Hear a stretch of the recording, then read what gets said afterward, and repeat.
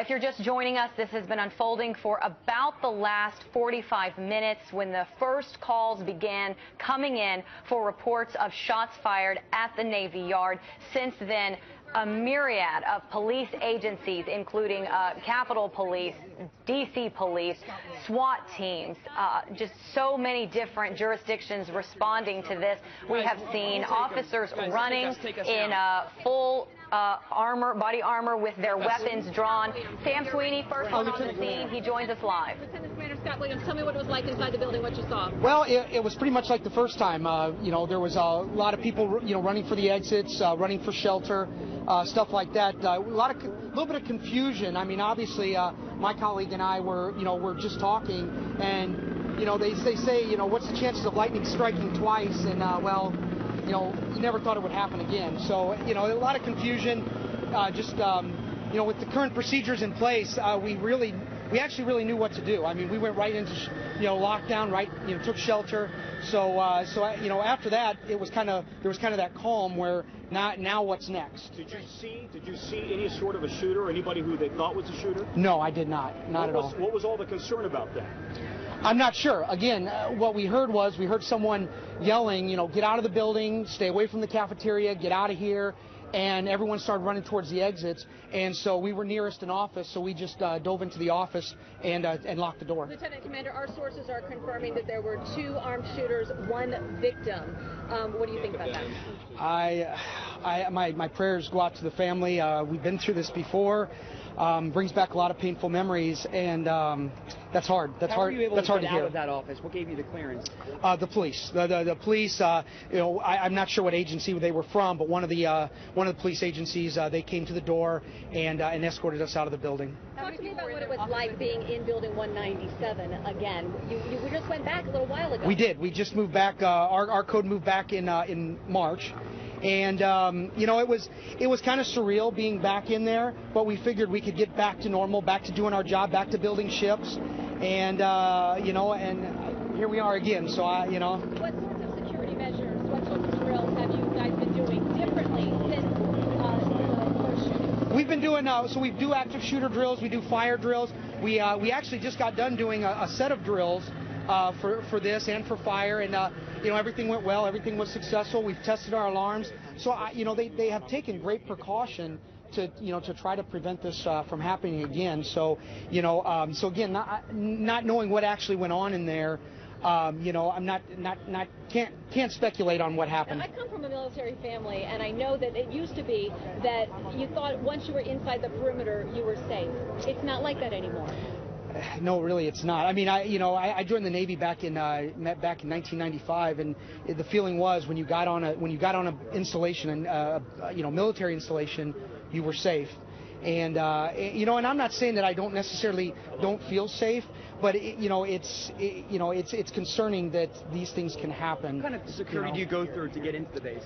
So they check. We have our CAT cards that have our like for me, it has my rank picture on it and stuff like that. So when I walk in, I actually have to swipe it, and it buzzes green if I'm cleared, and then there's a guard there, an armed guard, that actually checks to make sure that the picture on the ID is mine and that everything matches up. So and they do random bag searches and stuff like that. So I mean, I think that they've done everything they can besides really making it difficult for even the employees to get in. So what did police say to you when they got you out of that office?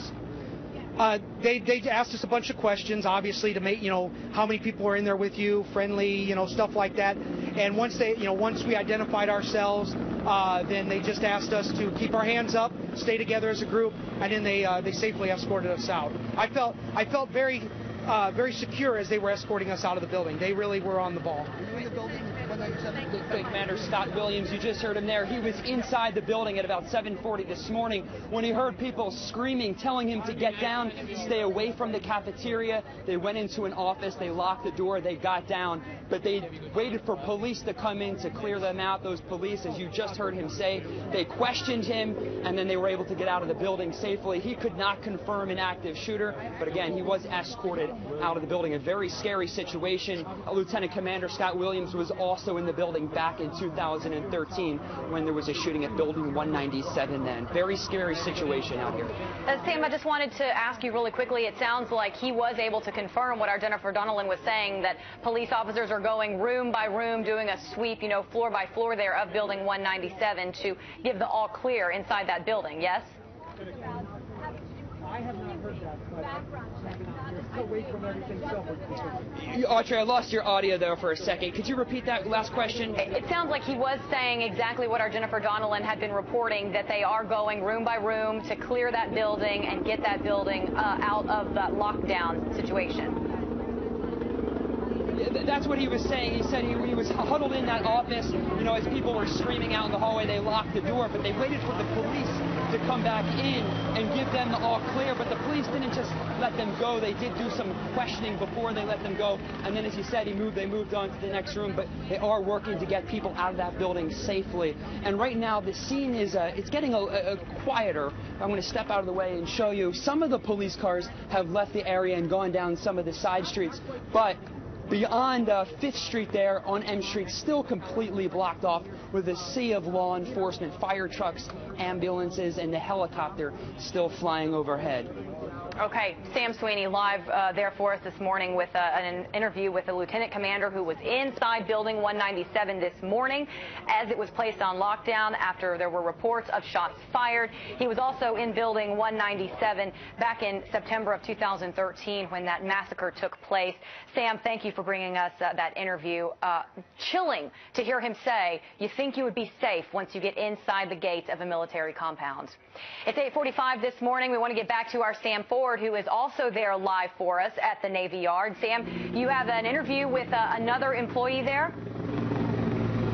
Well, yes. What you see here, if you look over here, there are a number of employees who didn't manage to make it into work this morning because this happened before they got in. I guess to some degree they may be happy about that. But this is Marcia Clark, who lives in Virginia. You were headed in this morning. Tell us. I was headed into work, had just gotten dropped off because I slug in, and we were about to go through the front gate when all of the police came around, and we were sent text messages to say that there was a possibility of something going on. So what were your thoughts at that point? My thoughts are with the people that already were inside the Navy Yard. My thoughts and prayers are with them, and having known that this won't be the first incident, if in case that's the truth. We're just praying for everyone that are inside. Have you talked to anybody by phone, your coworkers that are inside? I've spoken with. What are they saying? What are they feeling, or what are they? Well, the folks that I've talked to are okay. Yeah. So that's the key. They're on lockdown, but they're okay. They're okay. Yeah. Just to hear a live voice means they're okay. Yeah. Okay, so that is Marcia Clark. She lives in Virginia. She works at the Navy Yard. She told us she wasn't actually here last time, but it's something that goes through your mind as you sit as you work in a place like this, because you know what happened, of course, in 2013. And again, we're out here, a lot of press, employees who couldn't get to work, general public, just watching and waiting to find out what happened. Back to you.